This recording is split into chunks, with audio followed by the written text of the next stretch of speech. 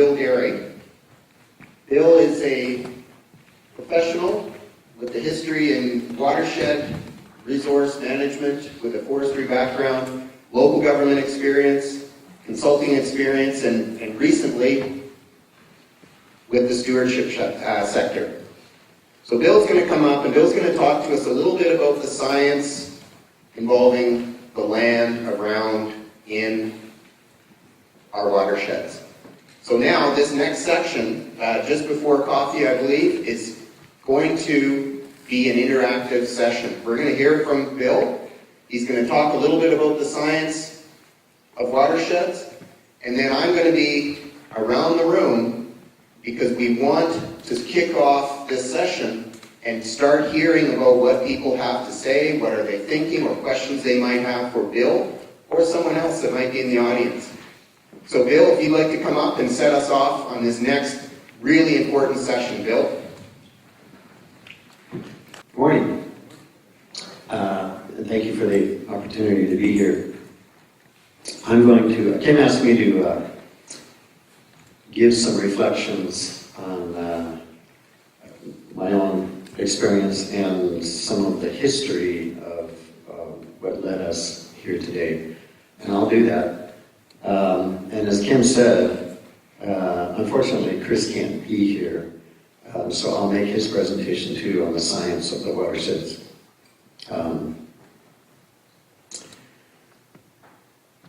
So a little bit about the history. It's interesting that it's now 50 years since this book was published. And when Kim sent me this slide, I actually pulled out my copy,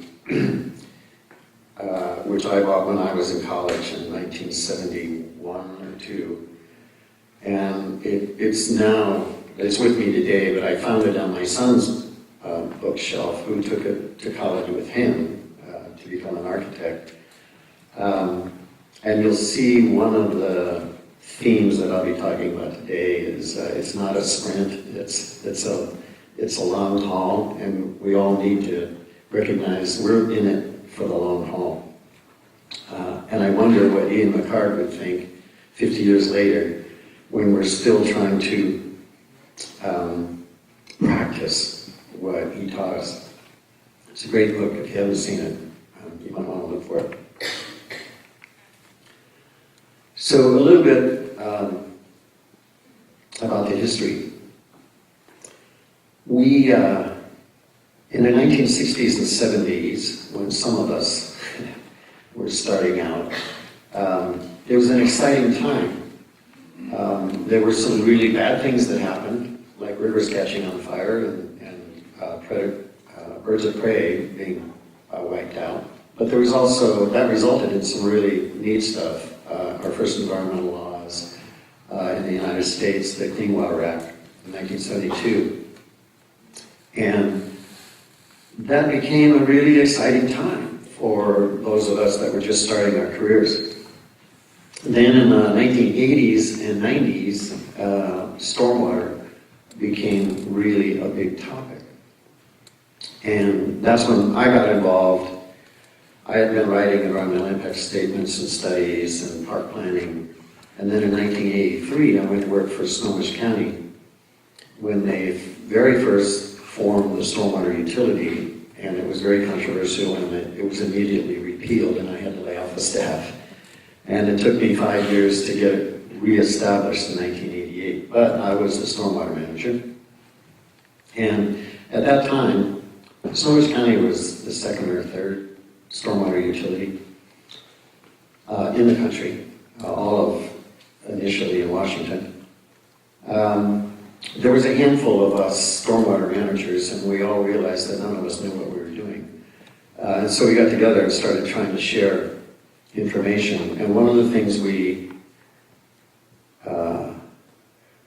formed the American Public Works Association Stormwater Management Committee. One of the first things we realized is that, boy, there's really not much science. There's a lot of good practices about overall environmental planning and management, but almost nothing on, very little on stormwater. So we said what we need is research, and we pooled our resources, money, and we created the Center for Urban Water Resources at the University of Washington, and then we said, well, here's our questions, and each of our questions became a master's thesis. And then Chris May pulled all that together into his PhD dissertation. So it really started from a bunch of us young, excited stormwater managers talking and being very motivated to make things happen. And looking back on it now, that was kind of a Camelot period. It was really, we were young, we were excited, we were growing. We all felt like we're gonna save the environment. We're gonna bring fish back.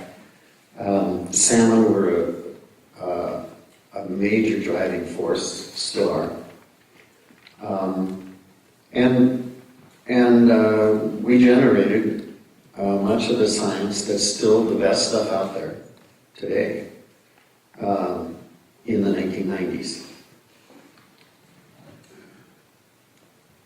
One of my favorite quotes, this came out of the Snake River endangered salmon issues from Jack Ward Thomas, who later became the director of the National Forest Service. But he said ecosystems are more complex than we know, and ecosystems are more complex than we know how to think. And that really kind of like, oh, that was an aha for me. Our computer models are often kind of hopelessly simplistic when you really look at what's going on in a watershed. A couple of random thoughts. We know, this is from a presentation like 15 years ago, so the one thing I want to call out here is the second bullet: population growth is unrestrained and will continue. So all the good things we do, which are good things and important and have to be done, are in the face of economic perceived conflicts and continuous and probably non-stop growth, population growth. There is no science and no historic example to support the concept that stormwater management practices can sustain hydrologic regimes and water quality to the extent needed to protect, let alone restore, aquatic resources or streams in developed areas. Okay. At times, when I would contemplate that, I'd start to get a little depressed. But it is what it is. I mean, like I said, in the 1980s, we were young and enthusiastic, and we thought we were going to save salmon. And we made things a lot better. But there will always be tension and challenges. And so we just need to have realistic expectations and go forward with that. Tweaking what we presently do isn't enough. We need some fairly major changes in lifestyles, land use, regulations, more public education and funding. As I said, back in the 80s and 90s, the lack of science was a real issue. But now we have the science. There will always be more science that's needed, but we have enough science now to know what good practices are and what's needed to be done to improve things. And so this is where NGOs become critical. Governments can't do it. Governments respond to public demand. Don't expect your local government to go out and fix things. They won't do it unless we force them to. Water quality and habitat just have to become a higher priority. And the only way that's going to happen is if citizens demonstrate to their elected officials that it matters to them, that it's important. And if we get the parade going, the elected officials will jump in to lead it. This is a graphic that Kim and I developed 20 years ago. A lot of this stuff happened in parking lots or waiting rooms when Kim and I would go to a meeting, and after the meeting I would be waving my hands and say, what we need is a picture that shows a watershed, and below it, with different levels of development, and below it, what happens to the stream channel, and below that, what happens to the insects, and below that, what happens to the fish. And this was another diagram that came out of one of those discussions. I would talk and wave my hands, and Kim would go away and do a diagram like this. But education leads to understanding, leads to participation, leads to ownership, which leads to shared achievable goals, which is the only way to get action. And as I sometimes during my career, I would kind of get a little like, oh man, unhappy that we weren't making progress. But it's been good preparing for this today, looking back and thinking about, wow, we really have accomplished a lot, and we will continue.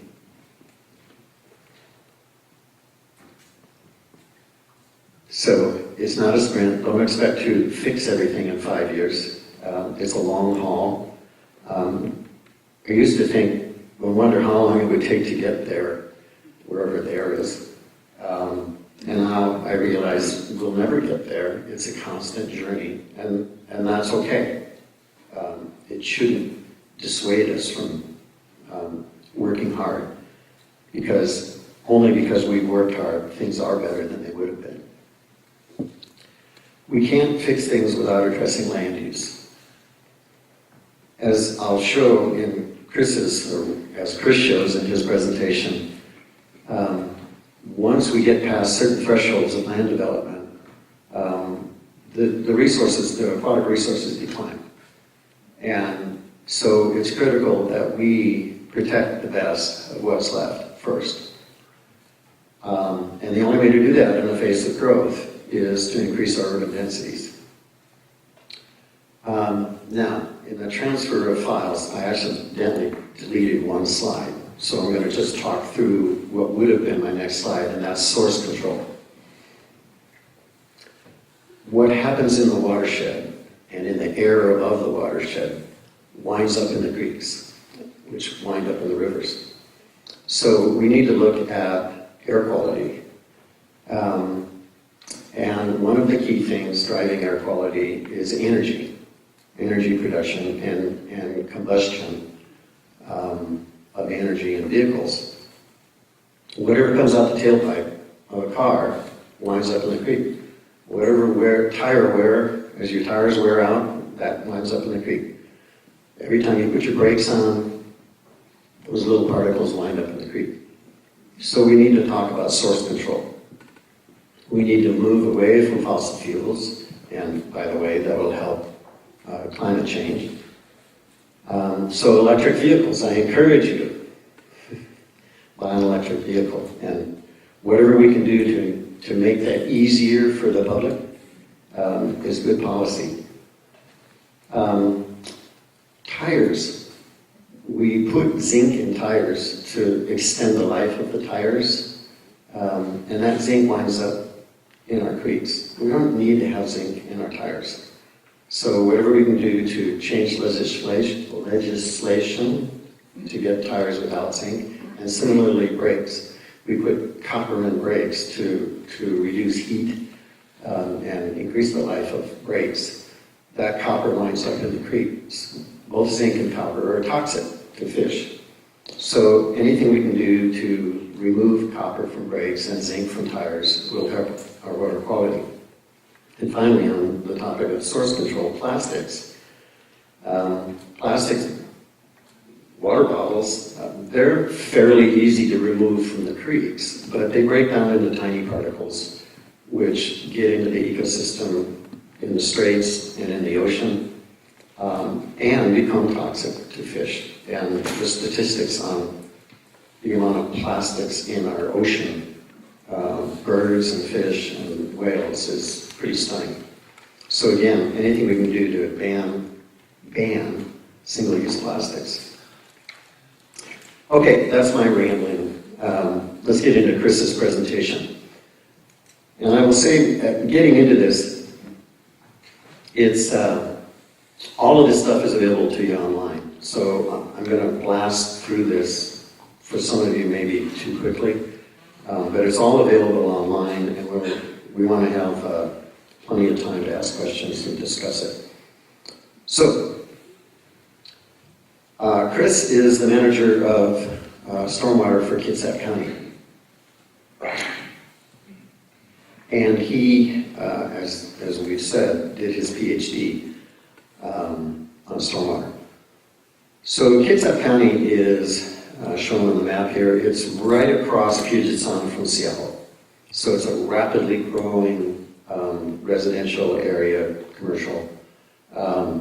It's a quick ferry ride to downtown Seattle, so a lot of people live in Kitsap County, commute to Seattle, rapidly growing area.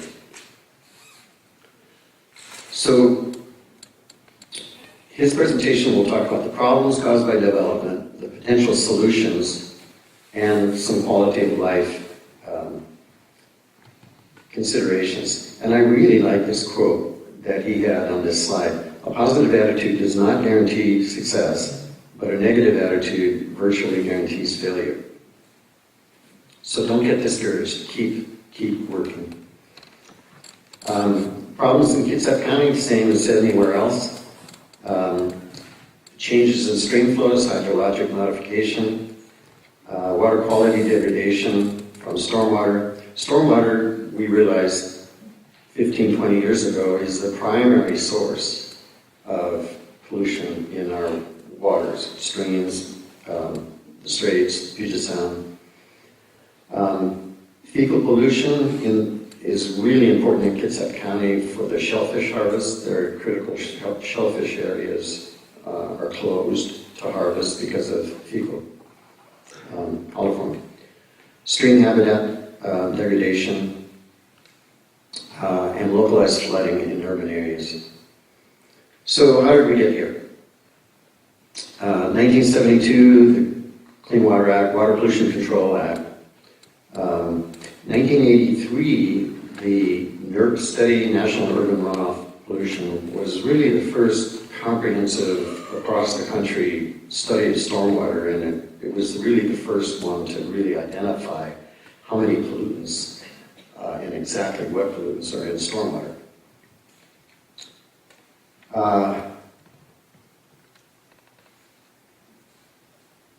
As I said in my comments, in the 80s and 90s, we learned a lot about stormwater.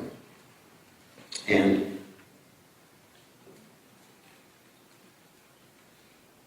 we often think of water quality as being the most important factor, but we've learned in this research that it's really the flows in stream systems that cause the greatest impact to resources. Water quality matters, it is an issue, but it's really before water quality becomes an issue, it's the changes in flow that cause the largest impact. So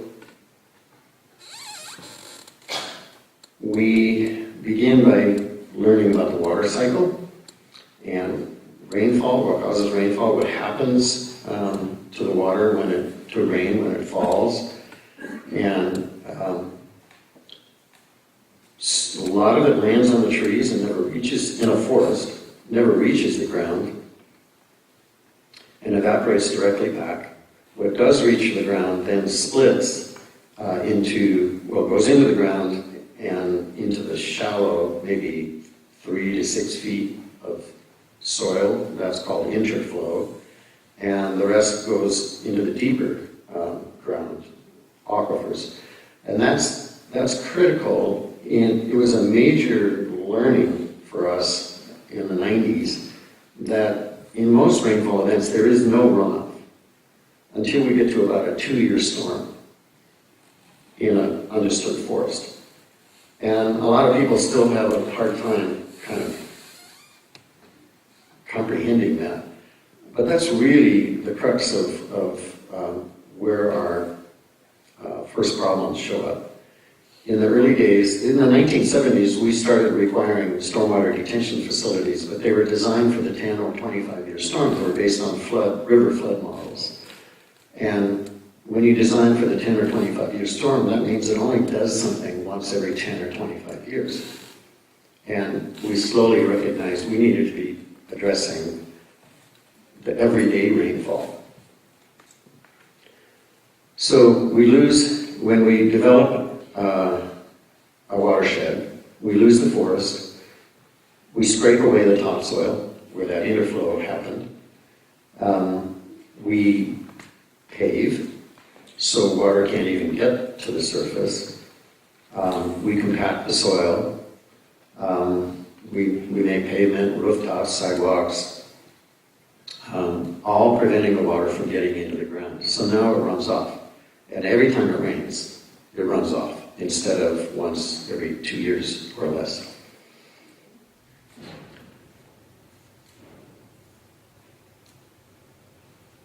I'm going to skip through some of this stuff fairly quickly. As I said, the details, the numbers are in the slides.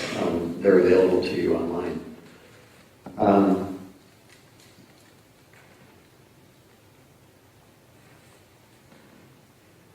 What we find is when we have this runoff now, pretty much every time it rains, it really changes first what happens directly to the fish.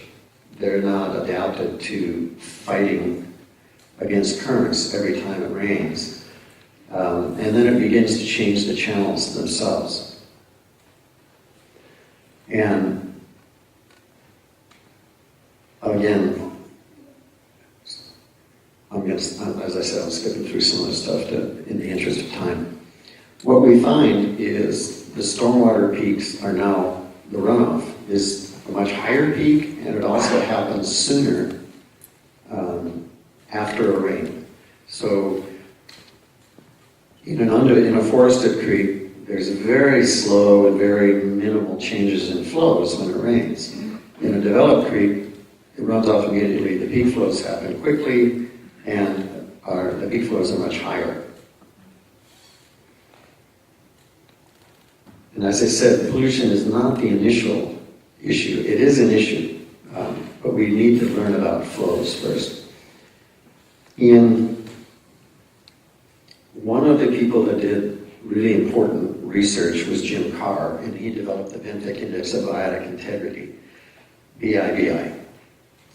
And this concept he developed in the tropics with birds first, and then in the Midwest with fish, and then he brought the idea out here, and we have fewer species out here than they do in the Midwest, so he had to shift his parameters, and he came up with the idea of using benthic insects.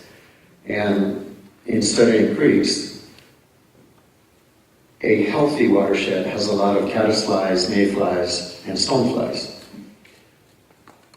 An unhealthy urban creek doesn't have those things. That has worms and water striders and beetles and other types of insects. So by developing this concept, he was able to sample at various levels of urban development the insects in the creeks. And this became probably still the best indicator of stream health. And this has now expanded this concept and is used all over the world.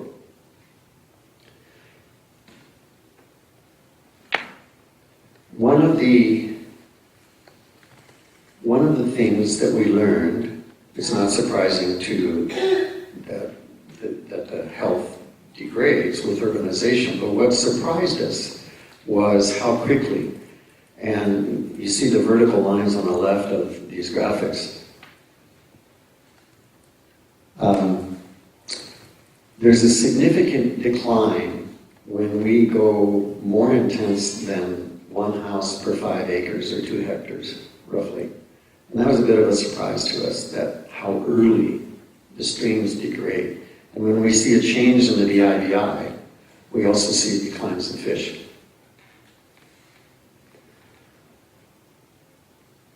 So the findings were the same.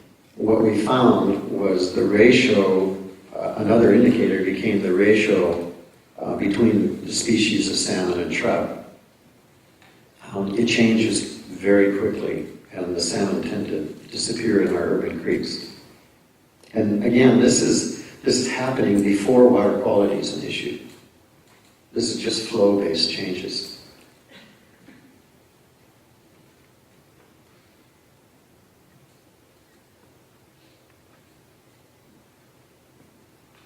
So the primary factor is the loss of forest cover. And then roads. And along with roads, what we do, in addition to the impervious surfaces, we gouge out 2 drainage channels on either side of the road to get the water off the road and away from the road as quick as we can. What that does is it also pulls all that interflow out of the soil and shoots that, injects it straight into the creek.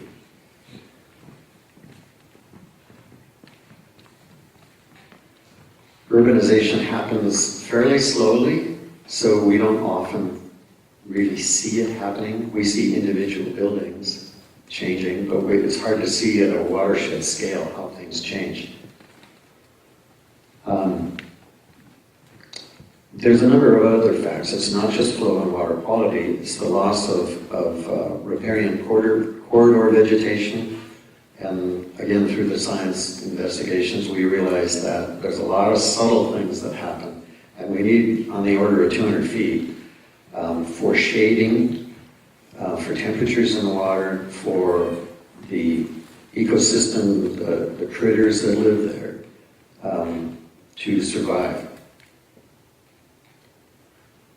We also found a strong correlation between the number of road crossings of a creek and the health of the creek. So, as Kim said 20 years ago, he and I were doing a lot of watersheds on the order of, symposiums, presentations, around 20 of them up here in British Columbia. And one day I was standing in the parking lot with Kim after a meeting, and he said, what we need is a big graphic that shows watersheds developing and what happens. So Kim went back and created these graphics, which many of you have seen, and we showed what the watershed looks like, the changes in the impervious surface, the changes in flow, how the peak flows happen much more often, much quicker, and much larger. And the corresponding changes in the channel. The channels, instead of lots of pools and logs and short little riffles, narrow channels, they get wider and wider and wider and shallower, which means the rearing habitat's gone and the fish are constantly fighting the current. And then there's the benthic index of biotic integrity and the water quality changes that go along with it. And the changes in species. And then we use these, working with community groups and watershed groups, to say, okay, where do you want your community to be? This is where you are in the continuum of growth. Where do you want your watershed to be? And you can't get back to pristine.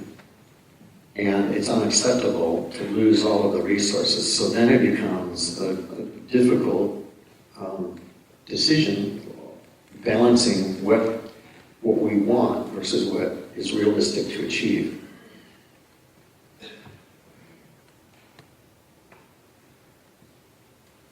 So now we get into water quality.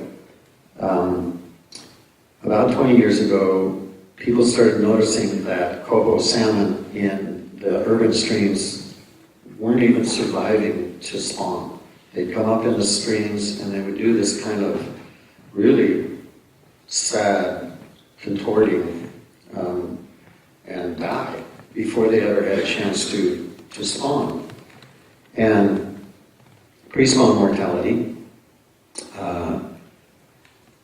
and after a fair amount of research, it's no single factor, it's a variety of factors, but there's this toxic soup of things in stormwater runoff that that result in the coho salmon dying before they have a chance to spawn. Zinc, copper, all of the other things, largely from vehicles and largely delivered by the road system to creeks. So where do we go from here? Potential solutions for sustainable living, whole systems, water balance approach, green stormwater infrastructure, quality of life, considerations, water as a resource, multifunctional benefits of stormwater systems, some detailed hard work to develop plans for each community. They will all be different, but based on the same concepts. Green stormwater solutions, low impact development, stormwater parks. One of the things we're trying to get our developed areas to function like forests.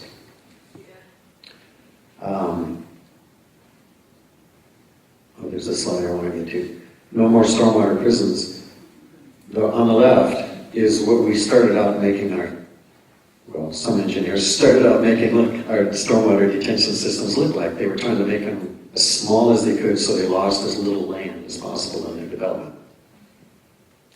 But now we need to move to where it's more of a community amenity. And I want to mention here that we tend, one of the themes here is thinking broadly across disciplines. And we tend to forget the fact that there's a lot of research out there that shows growing up with green spaces and living with green spaces improves mental health. Long-term studies in Europe and elsewhere show less mental health issues when people have access on a regular basis to green spaces. And it doesn't have to be a wilderness. It can be an urban park. But there's just something that happens to us when we have a chance to get firsthand contact with green spaces.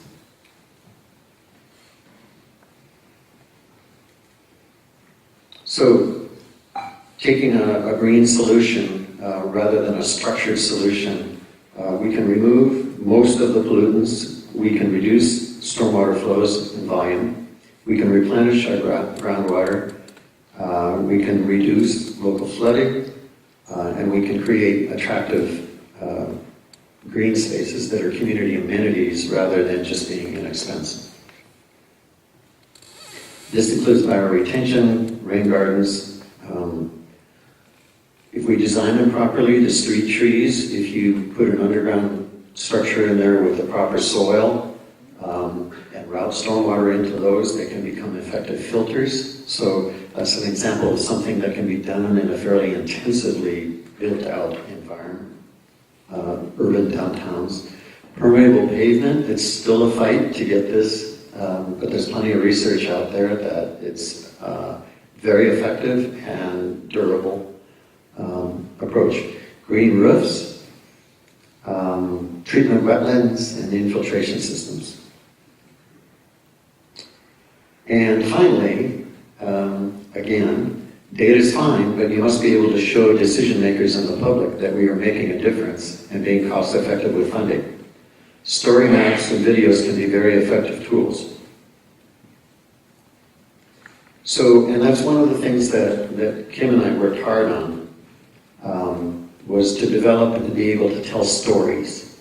And that's what all of you can do in your communities, is be able to tell a story.